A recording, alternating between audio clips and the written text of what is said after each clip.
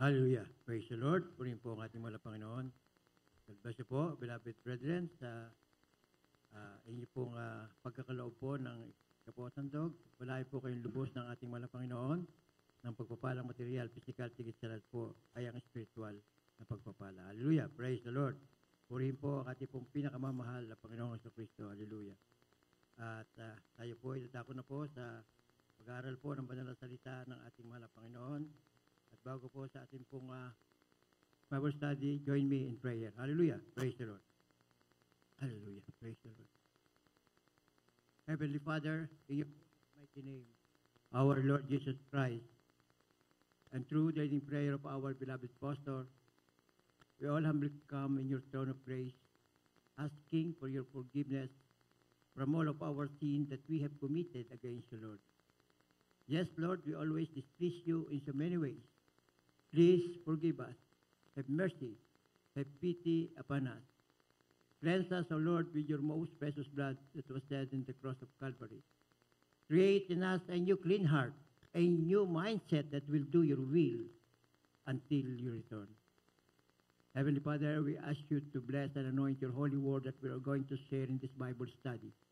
Be with us and guide us. We can do nothing without you, Lord.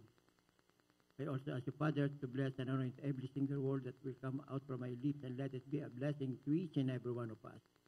Lord, open our spiritual eyes to see and our ears to hear.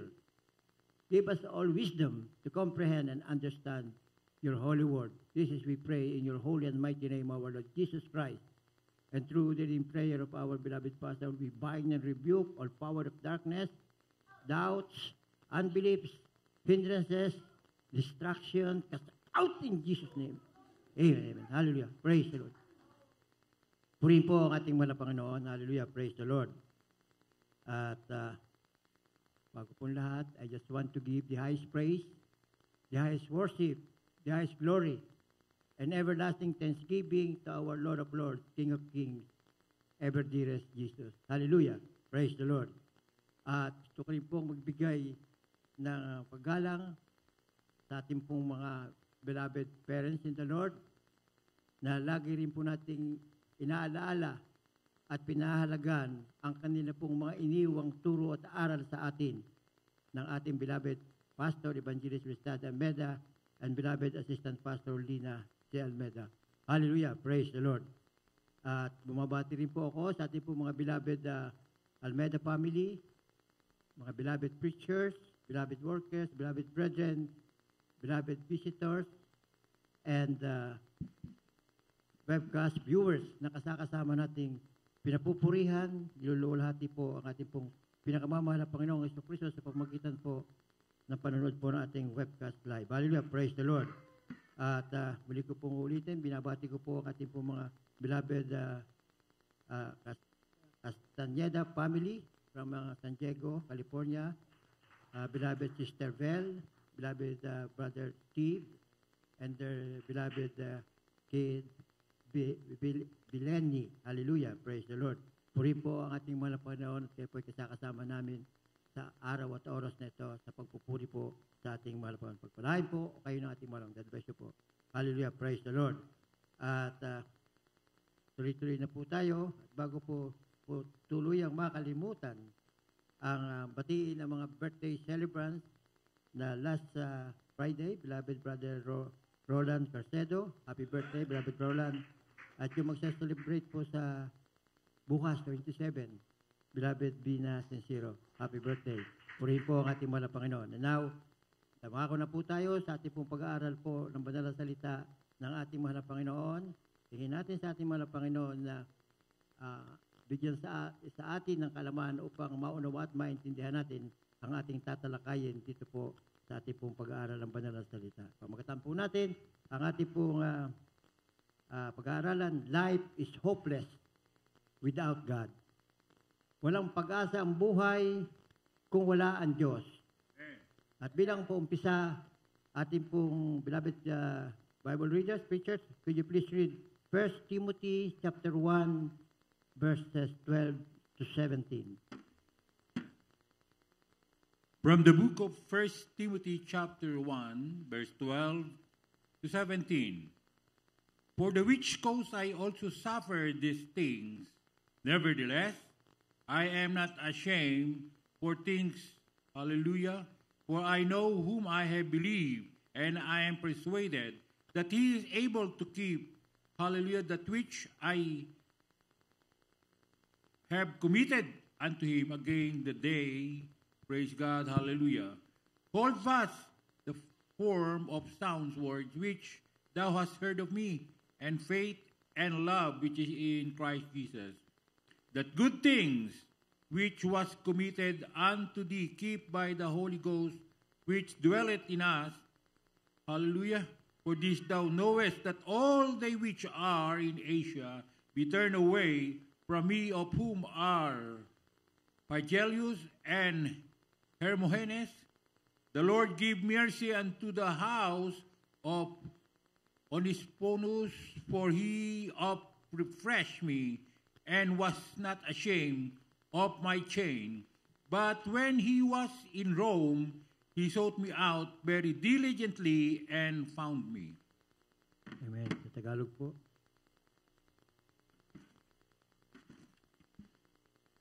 Ang unang sulat ni Apostol Pablo kay Mateo, talatang 1, versikulo 12 hanggang 17. 12. Magpapasalamat ako sa Kanya na nagpapalakas sa akin kay Kristo Jesus na Panginoon natin, sapagkat ako'y inari niyang tapat, na ako'y inilagay sa paglilingkod sa Kanya. Bagaman nang una ako'y naging mamumusong at manguusig at manglipusta, gayon may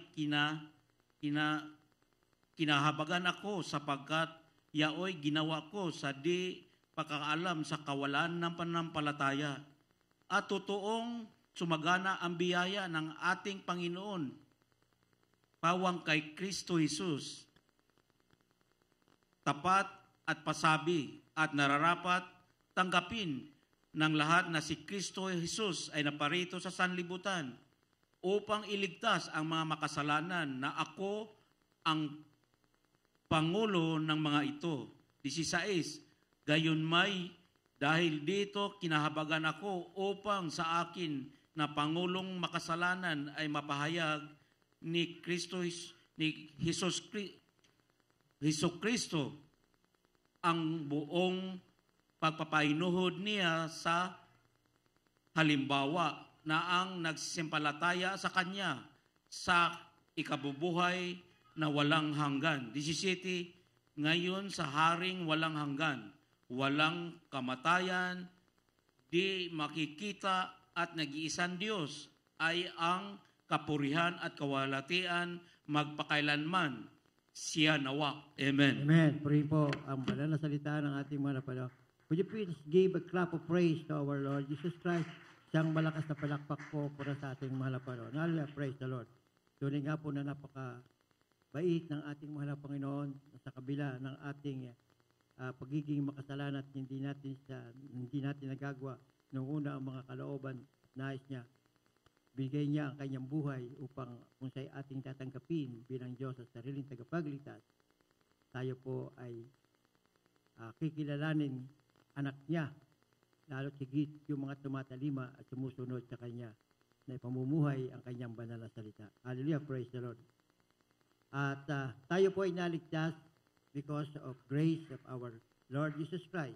Sinabi po sa Ephesians 2:8 and 10, sa Tagalog ko na lang po sasabihin, sapagkat ang biyaya kayo nangaligtas sa pamamagitan ng pananampalataya, at ito'y hindi sa inyong sarili, ito'y kaloob ng Diyos. Yung pong biyaya na pinagkaloob sa atin nakakilala, ito po'y kaloob sa atin ng ating mahal na Panginoon. Hindi sa pamamagitan ng mga gawa upang ang sino man ay huwag mapupuri.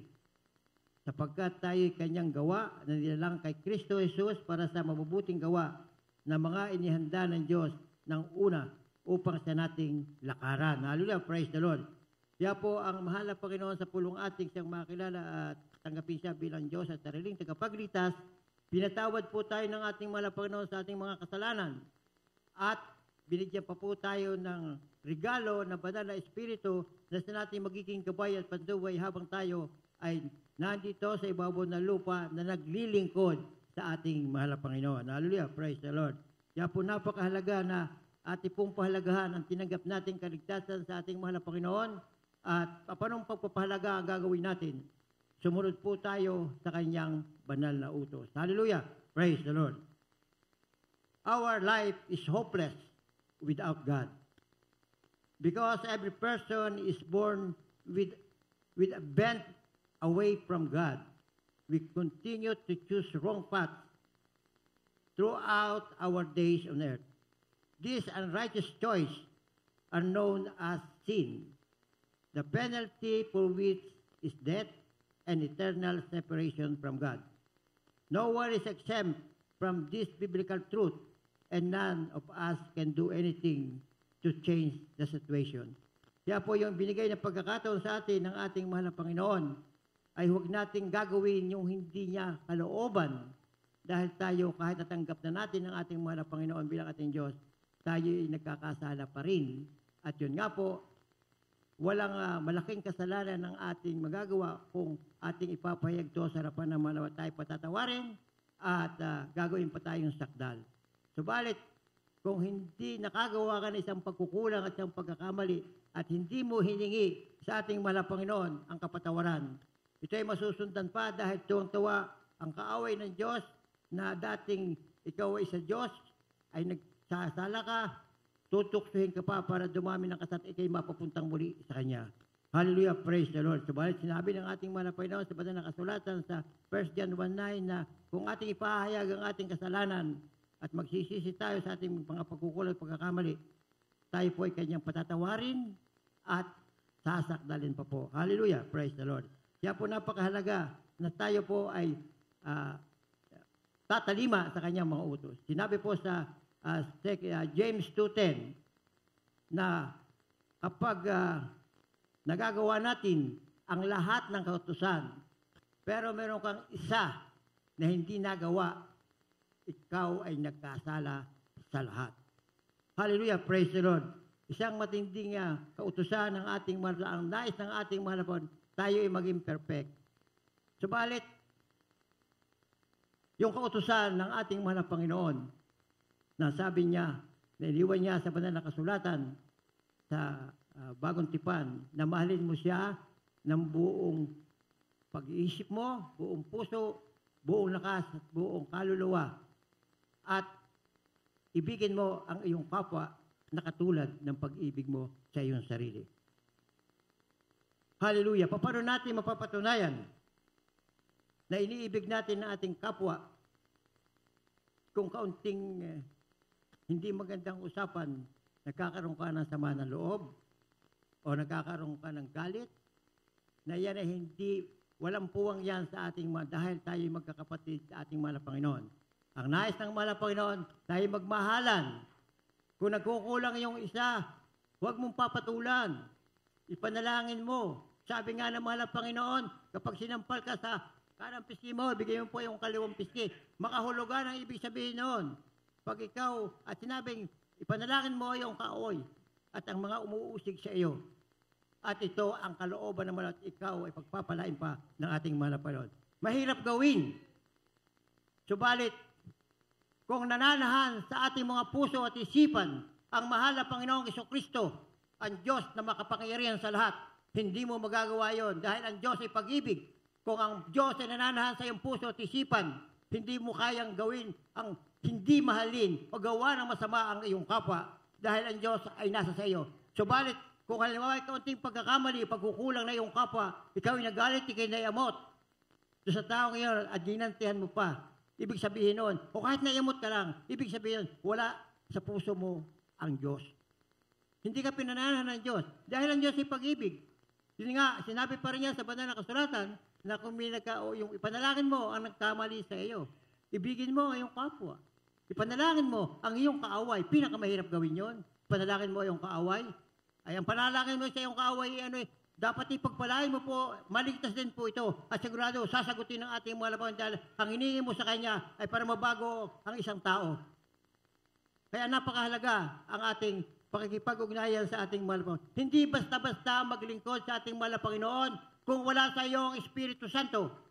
At paano mo matatanggap ang Espiritu Santo? Itinuro ng mahal na Panginoong Jesucristo. Sinabi niya sa banal na kasulatan, sa John 3 sabi, dapat ipanganak kang muli. Katotohanan, sinasabi ko sa inyo. Dapat ikaw ay ipanganak na muli upang makita mo ang kaharian ng Diyos.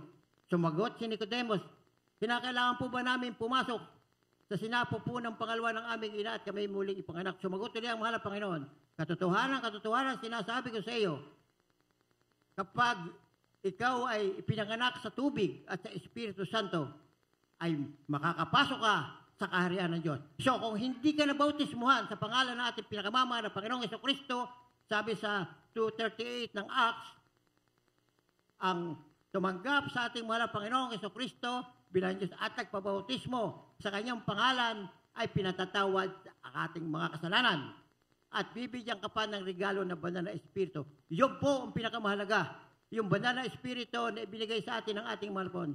Katulad ng ating mahal na Panginoong Jesucristo, nangangaral siya sa buong sanlibutan yung panahon na dito pa siya sa ibabaw ng lupa. Maganda ang pangangaral, hinihikayat siyang bumalik ang mga tao at magsisi sa kanilang mga kasalanan.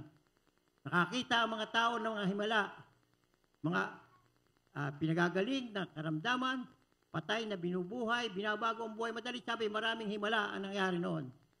Nakita ng mga tao ang himala, ay subalit, noong ibitin na siya sa krus ng Kalbaryo, tinalikdan siya.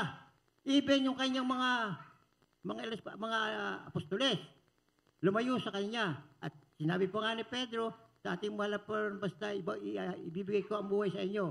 Pero no, itinatanong na ang mahal na Panginoon, papako na sa krus, binakakit sa ito'y kabilang din ng ating tinanggihan niya. Sabi nga ng mga bago tumilaw kang manok katlo ng umaga, itatatuwa mo ako. Ganon ang nangyari. Itinituwa nila ang mahal na Panginoon. Bakit? Wala sa kanila ang banal na Espiritu. Kaya sinabi ng mahal na Panginoon ay pabalik sa langit, huwag muna kayong aalis dito. At ipatadala ko sa inyo ang banal na Espiritu para inyo maging gabay at patnubay. Kaya kung wala kang banal na Espiritu, mahirap sundin ang banal na kasulatan. Kung ang aasahan mo lamang yung iyong pag-iisip, nakikita mo, hindi mo binabata yung ginagawa sa banal na kasulatan, mahihirapan ka, hindi mo magawa ang kalooban. At yung mahal na Panginoon, kaya mayroong banal na kasulatan, dito sinulat na mga kinasihan ng ating mahal na Panginoon ang dapat gawin ng mga tao. Kaya kung hindi natin ito masusunod, hindi ka nakakasunod, makasalanan ka, katulad na sinasabi sa James 2:10, nakakasunod ka sa mga utusan, subat meron kang isang hindi na talima, ikaw ay nagkasala.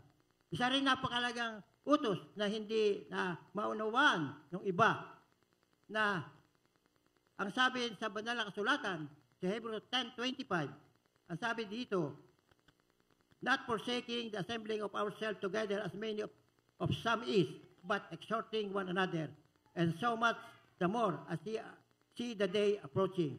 Na huwag nating pabayaan ang pagkakatipo na gaya ng ugali ng iba, kundi mag-aaralan sa isa't isa at lalo na kung inyo namamalay na nalalapit na ang mga araw. Tunay na nalalapit na ang mga araw. Nasa palibot na natin sa buong mundo mga sinasabi sa banal na kasulatan na magkakaroon ng paglalaban ng mga bansa, magkakaroon ng lindol, magkakasaring-saring kapahamakan ang mangyayari sa buong sanlibutan. Katulad na lang sa atin sa Pilipinas, putok ng bulkan, continuous yung mga bulkan, lindol, halos lahat ng lugar, lindol, baha. Ay, anong ibig sabihin nito? Sinabi ito sa banal na kasulatan, ang ibig sabihin nito, malapit ang babalik ang ating mahal na Panginoon. Kaya yung ating natutunan bilang isang Kristiyano na ipinangaral sa atin ng ating mahal na pastor, na batay sa banal na kasulatan, kinakailangan tayo tumalima, huwag tayong bibitaw. At isang napakalaga na iniwang pangaral ng ating beloved pastor na sinasabi, itong sinasabi po ito sa Hebrews 10:25, huwag daw natin pababayaan natin pagtitipon kaya sinabi ng ating mga pastor, huwag kang absent ng 3 times a week na pagpupuri o pagdalo sa banal na gawain. Dahil dito tayo sama-sama nagpupuri sa ating mga Panginoon, dito tayo sama-sama na napapakinggan natin ang kanyang banal na salita, dito tayo nag-aaralan sa isa't isa. Ang sabi mag-aralan sa isa't isa, hindi yung kanya-kanya o mag-iringan sa isa't isa, maghiwa-hiwalay, kanya-kanyang pagalingan. Hindi ganoon ang sabi. Magmahalan tayo, ang sabi ng ating mahal na Panginoon. Sasabihin mo ba kay anak ng Diyos kung hindi mo kayang mahalin ang iyong kapwa? Hindi naman masyadong masama ang ginagawa sa maring. Nagkaiba lang kayo ng pananaw sa buhay. Nagkaiba kayo ng pananaw sa inyong naiintindihan. Para huwag kayo magkamali, basahin ninyo ang banal na kasulatan. Narito ang tama. Ito magtuturo sa atin para tayo marating natin ang buhay na walang hanggan, na walang sagabal. Purihin po ang ating mahal na Panginoon. Hallelujah, praise the Lord. Napakahirap na gawin ang mga bagay na sinasabit natin sa banal. Subalit, kaya nga po tayo ipinasok o binigyan tayo ng biyaya ng Diyos ang kanyang hindi nararapat na pabor para sa atin. Wala tayong magagawa para makuha ito. Pinagpapala niya tayo ayon sa kanyang kabutihan bukod sa anumang nagawa natin. Yun nga po sinasabi sa Ephesians 2:8-9 na tayo ang biyaya ay buhat sa ating mahal na Panginoon. Ito po ay kaloob sa atin ng mahal na Panginoon. Hindi dahil sa ating gawa.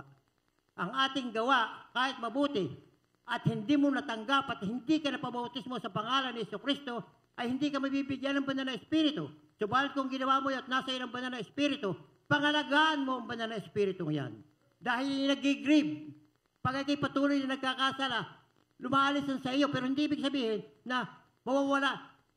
Iniintay lang ng mahal na Panginoon na ikaw ay magkaroon ng conviction. Magsisi ka muli at tatanggapin ka. Pero subalit sasabihin ko, ang nagawa natin pagkukulang at pagkakamali ay may mga consequences. Bakit po? Naranasan natin na tayo nagkakamali, nagkukulang. Ay may mayroong palo na tinatawag. Mayroong mga pagsubok, may mga problema. Pasalamat ka. Meron kang problema, meron kang pagsubok. Ikaw ay sinasakdal ng ating mahal na Panginoon. Ang impurities mo ay tinatanggal dahil doon mo lamang makikita na ang Diyos ay sumasa iyo kapag ikaw ay pinapalo. Katulad ng ating mga anak, kapag nagkamali ay ating pinarurusahan, pinapalo o pinagsasabihan dahil mahal natin sila. Hallelujah, praise the Lord. Kaya po napakahalaga sa atin bilang isang mananampalataya na sundin natin kung ano ang kalooban ng ating mahal na Panginoon. Isinalang-alang ni Paul o ni Pablo na ang orihinal na layunin ay usigin at sino mang nagsasabing sumunod sa mahal na Panginoon. Yung po ang trabaho ni Apostol Pablo na siya po ang umuusig sa mga Kristiyano. Pag sinabi mo na ikaw ay tagasunod ng ating mahal na Panginoong Jesucristo, ay kukulong ka, gagawang ka. Sa madalas sabi, siya ang taga-usig noon. Hallelujah! Praise the Lord. Ginampanan niya ang isang mahalagang papel na hindi masabi na karahasan na naglalayon sa mga Kristiyano at sa kanyang sariling salita ay ang pinuno ng makasalanan. Si Paul, ang panahon ngayon, ay pinuno ng makasalanan. Subalit, bakit siya ang ginamit ng ating mahal na Panginoon? Siya ang ginamit ng ating mahal na Panginoon at siya po nga ay noong papunta siya sa Damascus at siya po ay uusigin niya yung mga Kristiyano na andoon. Siya po sa daan papunta sa Damascus ay nagpakita sa kanya ang Panginoon ng kapangyarihan.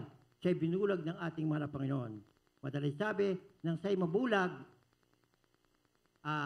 inutusan siya ng mahal na Panginoon na pupunta kay Ananias at magpalayhan at siya'y gagaling. Mawawala kanyang pagkabulag. Hallelujah, praise the Lord. At sinabi ni Ananias, ay bakit po gano'n? Yan po ay sari-saring di magandang ginagawa sa mga Kristiyano. Tatakot si Ananias. Hindi. Babasahin ko po sa inyo sa 9:11. Dapat sinasabi sa kanya ng pumaroon ka sapagkat siya isisidlang hirang sa akin upang dalhin ang aking pangalan sa harapan ng mga hintil at ng mga hari at ng mga anak ng Israel. Kaya po ginawang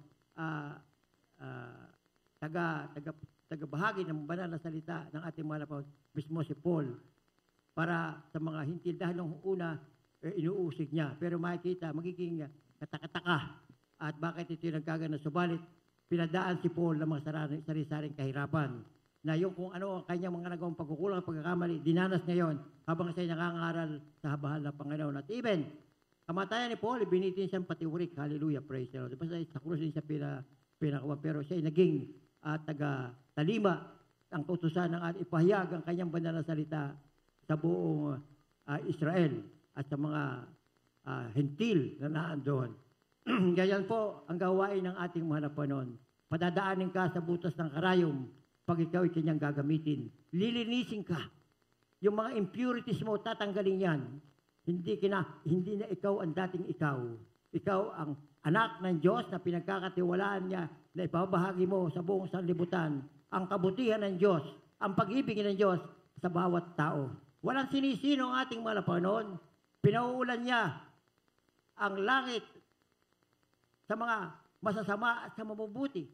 Pinagpapala niya lahat. Kaya tayong lahat ay nilikha ng ating mahal na Panginoon. Pero sabi ng iba, sila din daw ay anak ng Diyos.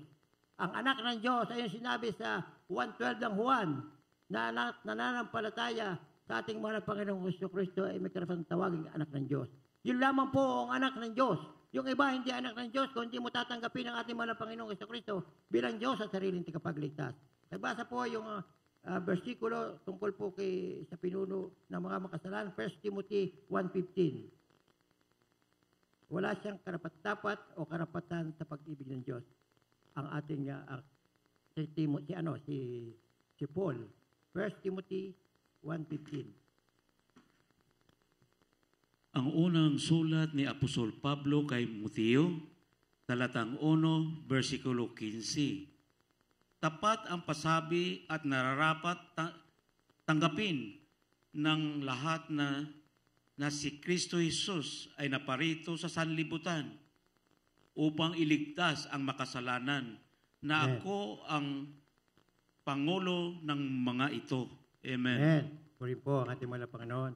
Sana naman po patalinghagang banal na salita ng ating mahal na Panginoon. Sa isinugo ng ating mahal na Panginoon. Ginamit yung mga naggumagawa ng masama sa mga tao nung una. Ang sinugo ay mismo si Saul na ginagawa niya, hinuhuli niya, pinapatay pa kanya at kanya pang kinukulong.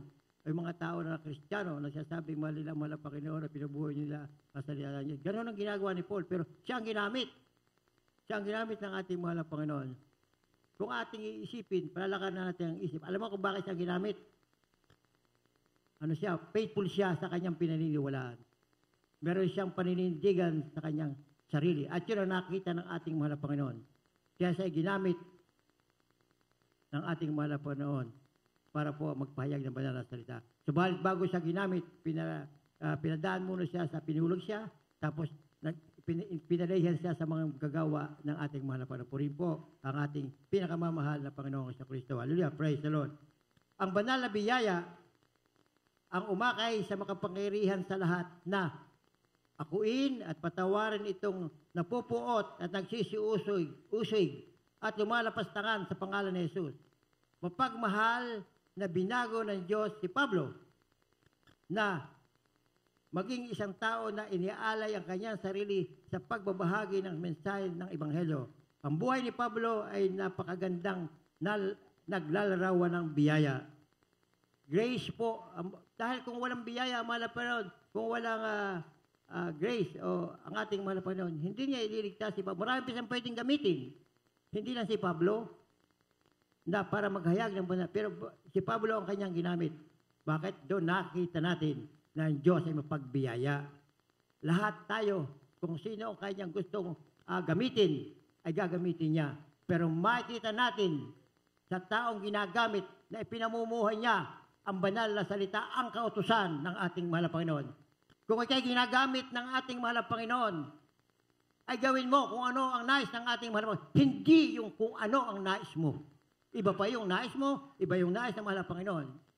Iba ang katuruan ng isip natin bilang tao, iba ang katuruan ng ating mahal na Panginoon. Dahil ang katuruan ng ating mahal ay pagsusumikap, pagsusumigasig, pagpapakumbaba at pagmamahal sa ating kapwa. Hallelujah, praise. Hindi tayo nakakagawa ng sapat na mabubuting gawa upang makamtan ang daan patungo sa langit. Ang kaligtasan ay posible lamang dahil sa biyaya ng ating mahal na Panginoon na ang mahal na Panginoon ay namatay sa krus. Ang tumanggap ng kaparusahan para sa ating kasalanan ay nararapat sa lahat na papurihan, para sa ating pagkatubos. Na dapat na papurihan ang ating mahal na Panginoon dahil sa kanyang pagkatubos. Paano natin mapapapurihan ang ating mahal na Panginoon? Paano natin maipakikita ang ating pag-ibig sa ating mahal na Panginoon? Maipakikita na natin yan kung ating tatalimain at susundin ang kanyang mga utos. Hindi mahirap gawin ang utos ng ating mahal na Panginoon kung ikaw ay pinananahanan ng banal na Espiritu. So, balit kung hindi, ay talagang napakahirap gawin yan. Laban sa iyong kalooban na mangyayari. So, balit, ginagamit ka, pinamumuhay mo ang banal na salita, hindi mahirap gawin yan. Madali ang magpakumbaba, madali ang mahalin ng iyong kapwa kahit hindi sa kaibig-ibig. Dahil yun ang utos ng Diyos. Mahalin mo ang iyong kapwa na katulad ng pagmamahal mo sa sarili. Hindi naman ibig sabihin na yayakapin mo. No. Hindi natin alam kung anong gusto niya. Baka ikay maobliga pa na mag-retaliate.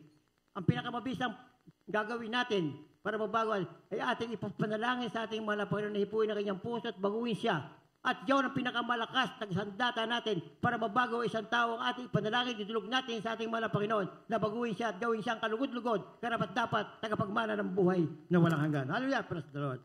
Tinakpan ang kamatayan ng mahal na Panginoon ang kasalanan ng buong mundo, ng buong sanlibutan.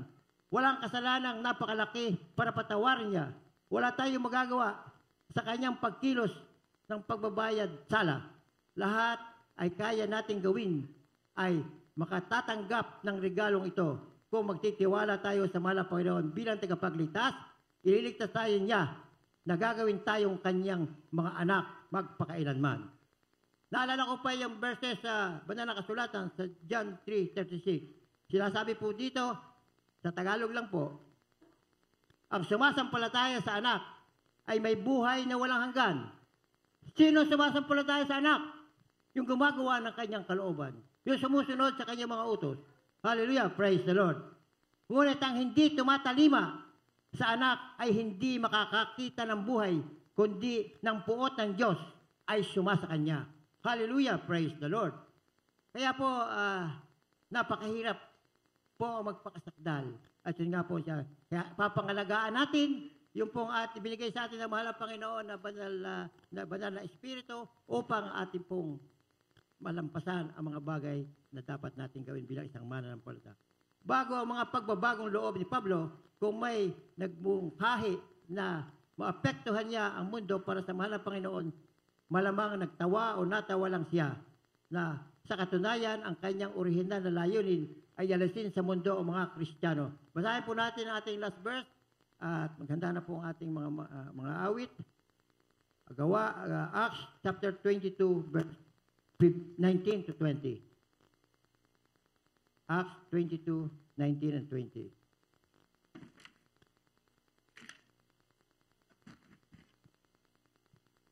From the book of Acts, chapter 22, verse 19. And I said, Lord, they know that I am present, and with every synagogue then that I believe in thee. 20. And when the blood of the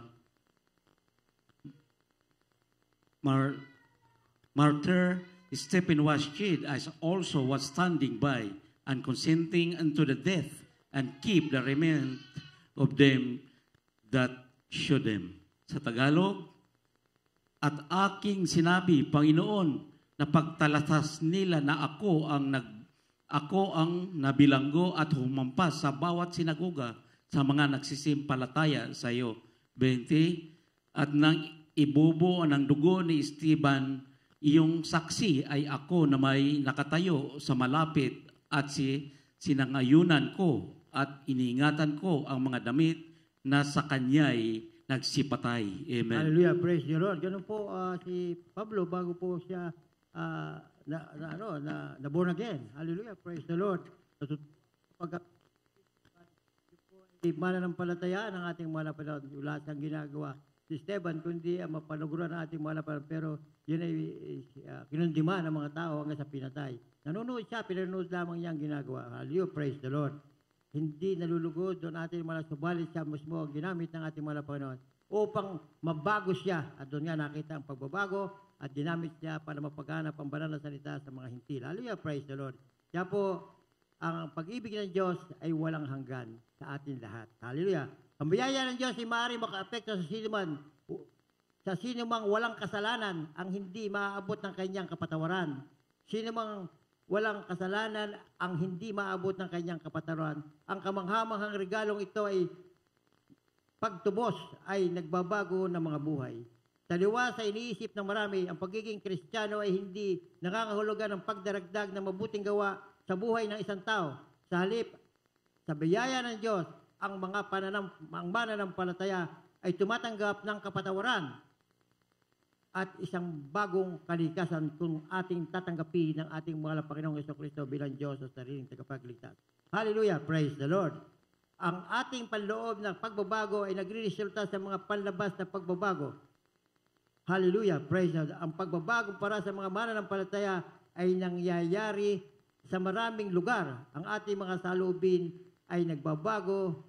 Ang kaligtasan sa pamamagitan ng biyaya ng Diyos ay nagre-resulta ng pagpapakumbaba at pasasalamat. Dahil sa pasasalamat na hindi nararapat na libreng regalo ito, ang pakikiramay sa mga nawawalang daloy kasama ang pagnanais na ibahagi ang Ebanghelyo sa kanila. Ang pagdanas ng mga pagpapatawad ng mahal na Panginoon ay nagbubunga rin ng pananabik na paglilingkod sa Kanya. Hindi ito kailangang nasa isang formal na pagtatakda ng panambahan. Pinaglilingkuran natin ang mahal na Panginoon sa pamamagitan ng pagmamahal sa iba. Kapag tayo pala ay nagmamahal sa ibang tao, Kristiyano at hindi, dito po nalulugod ang ating mahal na Panginoon. Na pakikita natin ang pagmamahal natin sa ating pagtulong sa mga nangangailangan, pagsasabi sa kanila tungkol sa kaligtasan, yun po ang pinakamahalaga. Sabihan natin yung ang di pa nakakilala sa mahal na Panginoon tungkol sa pagkaligtasan ng kanilang mga kaluluwa upang magmana ng buhay na walang hanggan. Yun nga sinabi ko kanina, walang ginawa ang ating mahal na Panginoong Jesucristo kundi mapatawad ang mga tao at magmana. Subalit maraming hindi tumalima. Ay paano? Alam ng mahal na Panginoon mangyayari yon. Kaya nga, may mga bagay dito sa ibabaw ng lupa na hindi natin kayang intindihin. Basta ang mahalaga, sumunod tayo na magpasalamat sa ating mahal na Panginoon at ibigay natin ang ating kapwa. Hallelujah, praise God. Pagamat meron pa rin likas na kahihinatnan para sa ating kasalanan, ang Diyos ay nag-aalok sa atin ng kapatawaran at pagtubos sa pamamagitan niya ng ating mahal na Panginoon. Walang katubusan ng ating kasalanan kundi ang ating mahal na Panginoong Jesucristo. Kaya dapat yun lamang ang ating susundin. Wala nang iba. Ang iba, hindi kilala ang ating mahal na Panginoon. Ang ating mahal na Panginoon ang Diyos Ama. Bakit po? Ang sabi sa 1 John 1:9, ang pasimula ay berbo at ang berbo ay Diyos. At ang berbo ay Diyos. Sinabi sa 14, ang berbo ay nagkatawang tao na nandito sa ibabaw ng lupa at ibinuwis ang kanyang buhay alang-alang sa atin. Sino ang Diyos? Sino ang Ama? Di ang ating mahal na Panginoon, sinabi na natin ng mahal na Panginoon sa 13 John, ako at ang Ama ay iisa. Maliwanag na maliwanag yun. At maliwanag yun na sa 1 John 1:12, 1 John 1:1, at John 1:14. Babasahin ko po ng maliwanag na maliwanag. Nang pasimula siya ang berbo, at ang berbo ay sumasa Diyos. At ang berbo ay Diyos. Sa 14 po, at nagkatawang tao ang berbo at tumahan sa gitna natin at nakita namin ang kanyang kaluwalhatian gaya ng bugtong ng Ama na buspos ng biyaya sa katotohanan. Hindi yung bugtong ng Ama ay bugtong anak, hindi bugtong ng Ama. Yan ang pinakamahalaga. Dahil Diyos sa Espiritu, wala kang makikita. Hindi nakikita ang Diyos. Pero nagpakita ang Diyos para matubos tayo sa ating kasalanan. Hallelujah, praise the Lord. Siya mismo nagsakripisyo dahil mahal na mahal tayo ng Diyos. Nilikha ang tao ng Diyos para makapiling niya. Subalit, nag-utos lamang na isang utos. Ang malabhabong kakanin ng puno, bunga ng punong ubas sa paraiso. Pwede mong kainin lahat ang mga puno ang bunga ng mga puno sa paraiso. Huwag lamang isang punong iyan. Ay di sinasabi ni Eva kay Adan, pakiusap niya ang ahas, si Satanas. Huwag kang maniwala doon, tayo kang pakainin niya ni mabubuksan ang isipan mo at ikay magiging katulad din niya. Ay di ang gusto niya makapantay Sa ating mahal po, no? Kaya si Satanas itinapon sa lupa, tinapon mula sa langit. Dahil ang gusto niya malampasan pa ang ating mahal Panginoon eh. Hindi naman niya kayang kapangyarihan ng ating mahal. Tama, at meron siyang pinag-aarian dito sa ibabaw ng lupa. Sino pinag-aarian dito sa ibabaw ng lupa? Yung mga hindi tumanggap sa ating mahal Panginoon bilang Diyos sa sariling tagapagligtas. Kung wala si Kristo sa puso mo, wala ka sa Diyos. Purihin po ang ating pong pinakamamahal na Panginoong Jesucristo. Hallelujah. Praise the Lord. At atin na pong awitan ng isang makalangit na awitin ng ating mahal Panginoon. Hallelujah. Praise the Lord. At patuloy ko po akong